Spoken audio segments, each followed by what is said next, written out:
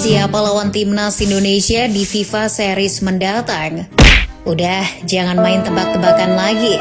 Soalnya FIFA udah resmi mengumumkan 3 tamu sang Garuda di Jakarta nantinya. Bukan Yunani, Tahiti, atau Peru, tapi Bulgaria, Kepulauan Solomon, dan Saint Kitts and Nevis. Ketiganya merupakan representasi dari konfederasi yang berbeda. Izin. Kalau kata Mimin, pertemuan melawan mereka menjadi debut yang lumayan kompetitif untuk era kepelatihan John Hartman. Sebab Pak Ketum PSSI sudah bersabda kalau ketiga lawan tersebut memberikan variasi gaya bermain yang sangat penting bagi perkembangan tim merah putih. Lalu, seberapa kuat para penantang yang akan mendarat di tanah air nanti? Di video ini kita akan menguliti kekuatan dari masing-masing lawan dan membedah isi dapur timnas Indonesia jelang FIFA Series di kandang sendiri.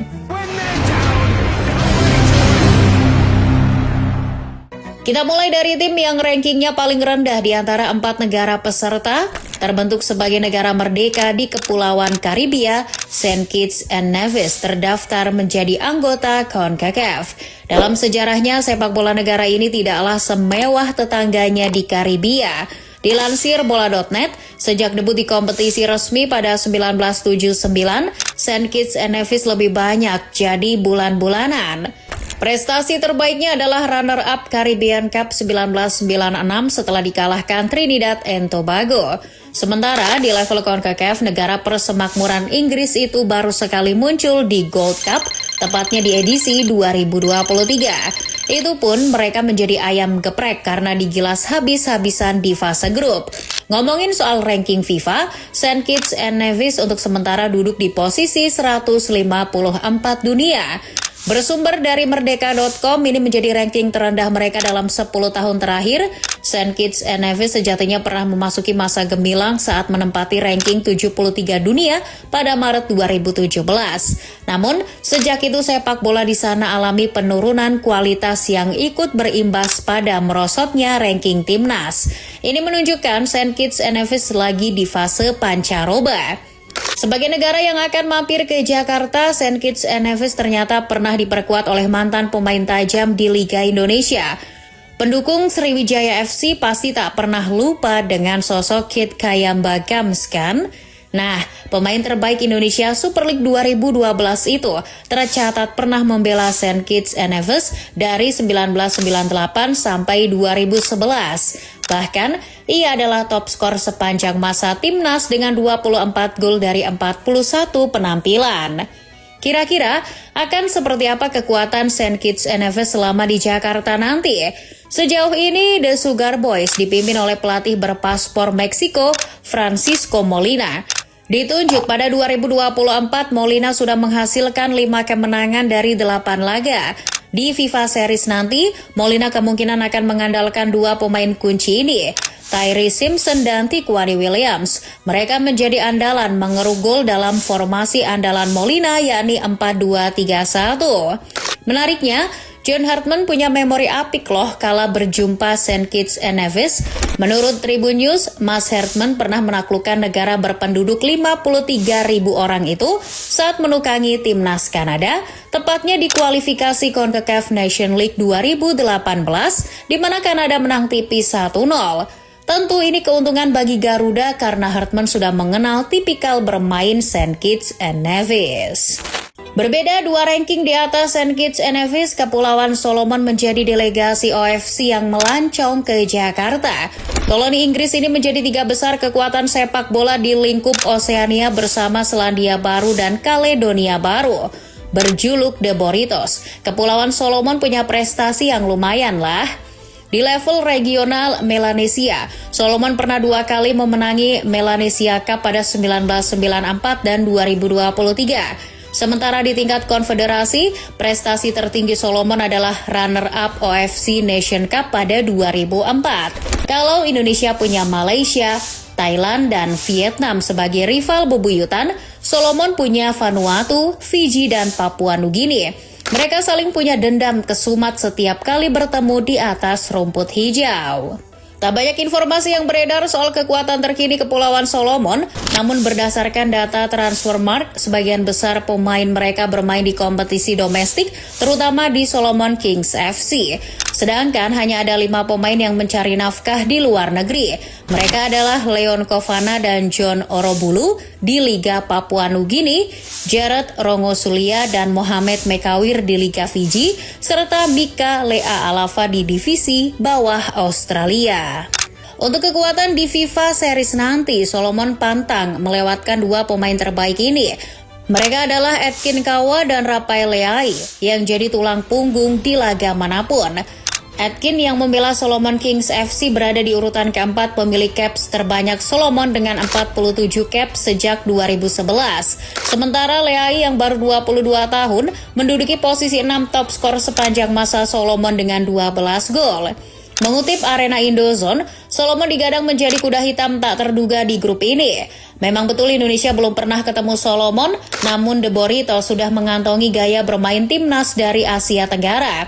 Itu karena mereka pernah melakoni uji coba dengan Malaysia pada 14 Juni 2023 silam.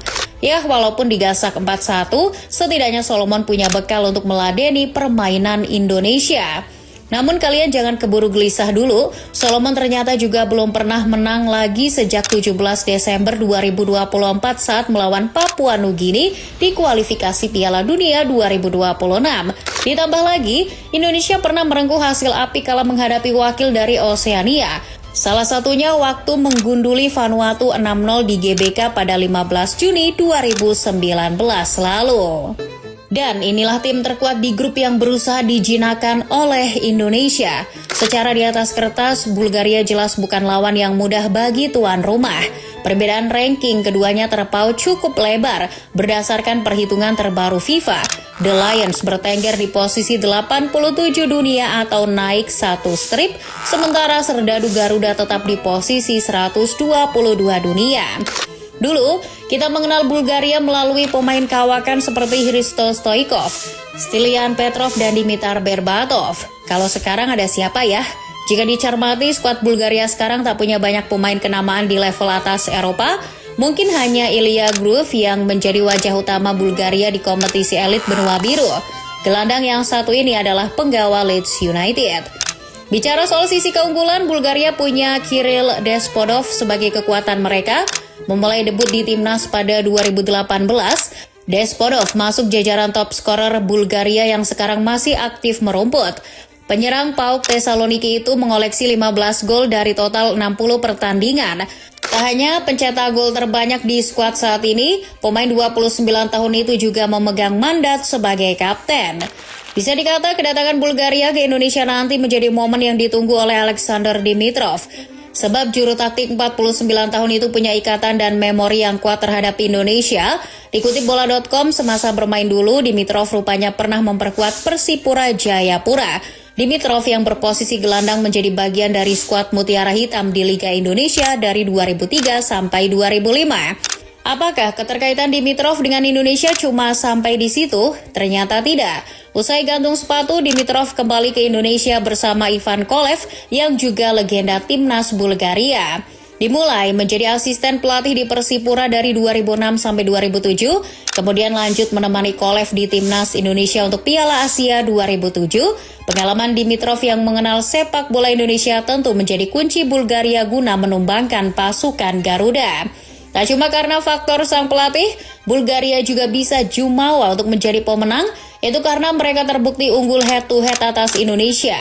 Mengutip suara.com, dari 2 pertemuan sebelumnya, Bulgaria tak terkalahkan dengan catatan 1 kali menang dan 1 kali seri. Tentu ini menjadi perhatian khusus John Hartman agar mampu mengimbangi permainan dari semifinalis Piala Dunia 1994 itu. Tadi kita sudah bahas menguliti kekuatan dari semua tamu timnas Indonesia di FIFA Series. Lantas bagaimana dengan isi dapur dari tuan rumah dalam persiapan menyambut turnamen? Sayangnya Indonesia terpaksa tak bisa mengikut sertakan 2 pilar penting yang menjadi roh dari permainan. Mereka adalah Tom Haye dan Shenny Patinama. Menurut CNN Indonesia, Haye dan Shenny tidak akan tersedia untuk FIFA Series Maret nanti. Penyebabnya karena mereka menjalani sanksi larangan tanding untuk timnas selama 4 laga beruntun dari FIFA. Jadi keduanya bukan hanya absen di FIFA Series saja, tapi juga sampai 1 laga FIFA Matchday Juni nanti. Hukuman ini diterima Haye dan Shenny setelah laga melawan Irak di putaran keempat kualifikasi Piala Dunia. Mereka dianggap mempertontonkan perilaku tidak sportif kepada lawan dan ofisial pertandingan, terutama wasit. Atas aksi yang dianggap mencederai fair play tersebut, Haye dan Shenny menerima kartu merah. Hukuman yang kemudian bertambah dengan denda setara 103 juta rupiah dan larangan bermain 4 laga. Sebetulnya sanksi larangan tanding itu bisa dipangkas jadi 2 laga saja pada November lalu. Sayangnya Indonesia tidak mengadakan uji coba internasional. Hilangnya Haye dan Shenny di FIFA Series sudah disampaikan PSSI kepada Hartman. Dikutip Bola Sport, Hartman telah mendapat informasi kalau pemain Persib Bandung dan Buriram United tersebut tidak bisa didaftarkan. Kondisi tersebut membuat pelatih asal Inggris itu kudu mencari penggantinya. Hartman membuka kemungkinan untuk memanfaatkan pemain langganan timnas atau memasukkan nama baru. Sejumlah nama kemudian menyeruak menjadi kandidat yang cocok gantikan Haye dan Shenny. Untuk pengganti Haye muncul nama seperti Ivar Jenner, Mark Klok, Ricky Kambuaya, sampai Sadil Ramdhani.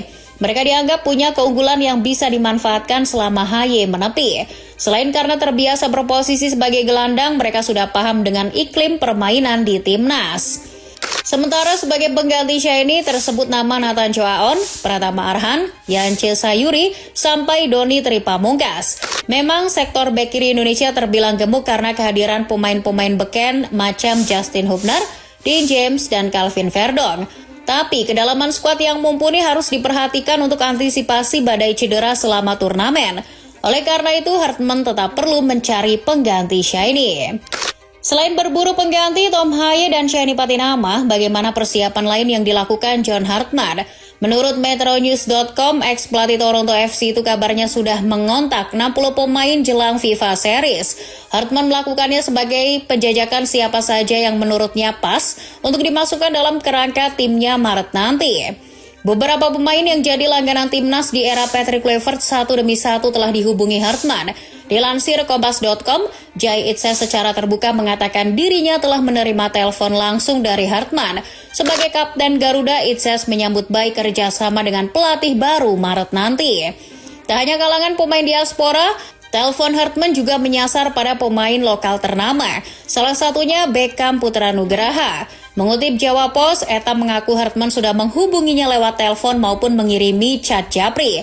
Momen itu terjadi setelah dirinya mencetak gol tunggal kemenangan Persib di El Clasico melawan Persija. Bersumber dari Okezone, dari 60 pemain yang sudah dikontak, Hartman akan memilahnya menjadi satu tim berisi 27-28 pemain. Berdasarkan rencana awal, skuad pilihan Hartman itu akan menjalani pemusatan latihan intens yang digelar di tengah bulan suci Ramadan. Jadi dari skala 1 sampai 10, seberapa yakin kalian timnas Indonesia racikan John Hartman jadi yang terbaik di FIFA Series?